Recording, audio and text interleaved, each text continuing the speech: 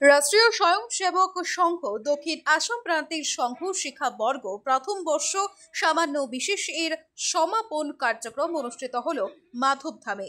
রবিবার বিকেল 3:30টায় স্বাগত প্রণাম, এরপর ধ্বজোত্তোলন ও প্রার্থনা, তারপর শারীরিক কসরত প্রদর্শন করেন শিক্ষার্থীরা। পরিচয় প্রদান ও ধন্যবাদ জ্ঞাপন করেন বর্গ কার্যবাহু সুরজিৎ দাউসেন। প্রতিবেদন পাঠ করেন বর্গের সর্বাধিকারী লালমোহন নাথ।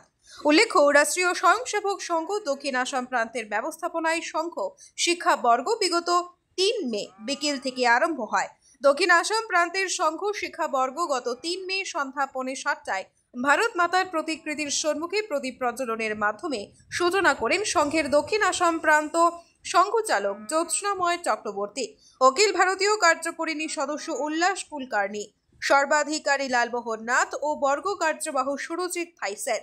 সংঘ কার্যের প্রসার ও সুষ্ঠু পরিচালনার জন্য আবশ্যক যোগ্য এবং প্রশিক্ষিত কার্যকর্তা নির্মাণের জন্য প্রতি বছরের ন্যায় এই বছরও দক্ষিণ আসাম প্রান্তের শ্রী গৌরীস্থিত মাধবধামে এই বর্গ অনুষ্ঠিত হয়।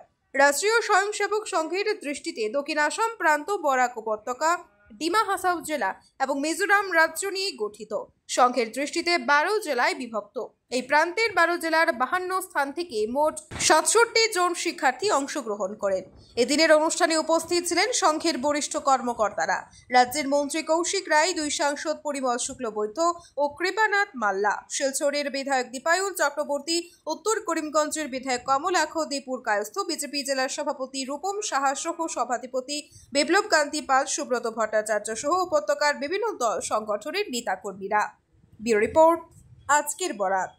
BBCL presents Ajker Barak, a house of Adrija Enterprise. Valley Cement. Valley strong, very strong. আপনারা আমাদের আজকের বরাক ইউটিউব সাবস্ক্রাইব এবং ফেসবুকে ফলো করতে ভুলবেন না কিন্তু।